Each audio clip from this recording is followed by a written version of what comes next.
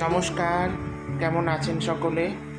Indian blogger সুদীপ্তর আরেকটি নতুন ব্লগে আপনাদের সকলকে স্বাগত জানাই। আজকে দিনটা আমি পুজো দিয়ে শুরু করেছি। আজকে মূলত অম্বাবুচি পড়ছে, তো আজকে আমাদের মন্দিরে ঠাকুরদেরকে লুচি সুজি দিয়ে ফল মিষ্টি দিয়ে ভোগ দিয়ে হনুমানজিকেও পুজো দেওয়া হয়েছে। সব ঠাকুরেরই পুজো হয়েছে। তো পুজো হওয়ার সাথে সাথে আমরা পুজোর জিনিসগুলো শুরু করেছি এবং সব ঠাকুরের কাছে আমরা ভোগ দিয়েছি। সব আমাদের বাড়িতে তো মায়েদের মন্দির আছে, তো অম্বাবুচিতে আমাদের মন্দির যে কয়দিন অম্বাবুচি থাকে, কোনো দিন 2 দিন 3 দিন 4 দিন, সে কয়দিন মন্দির একদম পুরোপুরি বন্ধ থাকে।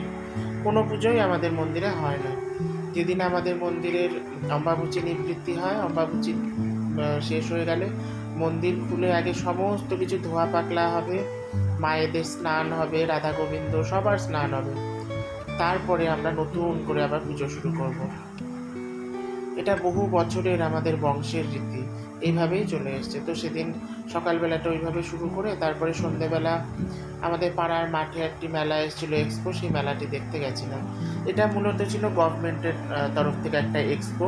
এখানে গভর্নমেন্টেরই বিভিন্ন রকমের স্টল বসেছিল, সাংস্কৃতিক অনুষ্ঠান হচ্ছিল। সাংস্কৃতিক অনুষ্ঠানটা খুব ভালো হচ্ছিল। আমি আপনাদের কাছে ক্ষমা চেয়ে নিচ্ছি যে সাংস্কৃতিক অনুষ্ঠানের যেটা মূল আওয়াজ বা শব্দ সেটা আমি আপনাদের শোনাতে পারছি না, বিশেষত কপিরাইটের জন্য। তো আপনারা এমনি উপভোগ করতে পারেন, আর আমি স্টলগুলো ঘুরে দেখাবো আপনাদের। যদিও এই দিনটা খুব বৃষ্টি হচ্ছিল, তো বৃষ্টির জন্য ভেতরটা পুরো কাদা কাদা হয়ে গেছিলো।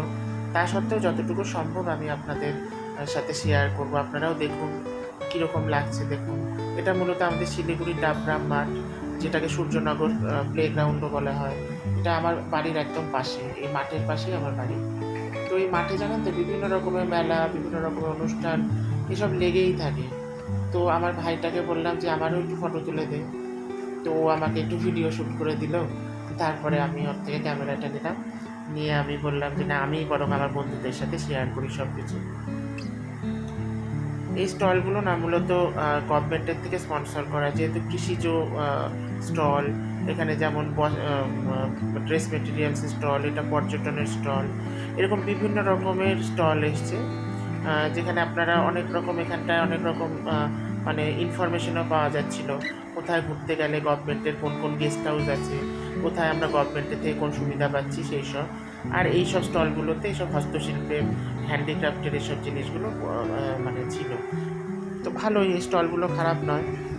এই স্টলগুলো দেখতে দেখতে সামনে দেখলাম ভালোই ভিড় হয়েছে, লোকজনও বৃষ্টির মধ্যে ভালোই এসছে।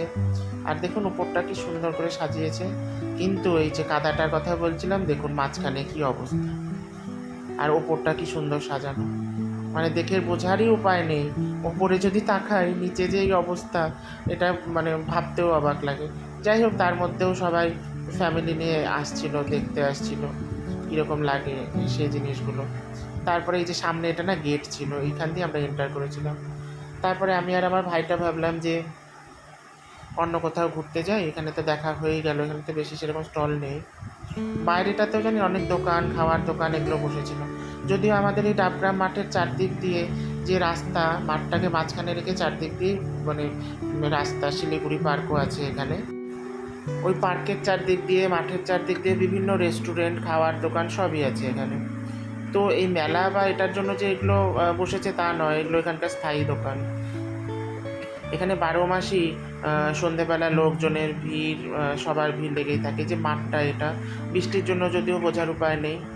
এখানে দুর্গাপুজো, রথের মেলা, বিভিন্ন দুর্গাপুজোর সময় মেলা, বিভিন্ন এক্সপো, বিভিন্ন খেলা, বিভিন্ন রকমের টুর্নামেন্ট সব এই মাঠে হয়। আর আমাদের বাড়ির খুব কাছে থাকায় আমরা খুব মানে এনজয় করি। আর আমাদের পাড়াটা এই মাঠের জন্যই খুব জমজমাট থাকে। বাঘাযতীন পার্ক বলে আমাদের এখানে যে জায়গাটা, বিজেপি, ওখানে তখন কাউকে এন্টার করতে দেয় না, সেই জন্য এই মাঠে সবাই ভিড় করে। তারপরে আমি আর আমার ভাইটা একটা ক্যাফেতে গেছিলাম চাউমিন খেতে। সিট অ্যান্ড মিট নাম এই ক্যাফেটা, খুব ভালো ক্যাফেটা, আপনারাও যেতে পারেন। এটা NTS মোড়ের সামনে। আর অ্যাম্বিয়েন্সটা খুব সুন্দর, শান্ত পরিবেশ, আর খাওয়া দাওয়ার যে আইটেম সেগুলো খুব ভালো এবং রিজনেবল। আপনারা একটা কোয়ালিটি টাইম সেখানে আপনার প্রিয়জনের সাথে কাটাতেই পারেন। তো এখানে আমরা এগ চাউমিন অর্ডার করেছিলাম, ওদিন আমার আমিষ খাওয়ার দিন ছিল, তো সেই জন্য দেখুন পুরো ফাঁকা, বসেও ভালো লাগছিলো, আমি একটু বসে পোজ দিচ্ছিলাম।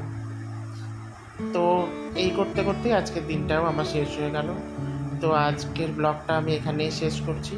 সবাই সুস্থ থাকবেন এবং অবশ্যই ভালো থাকবেন।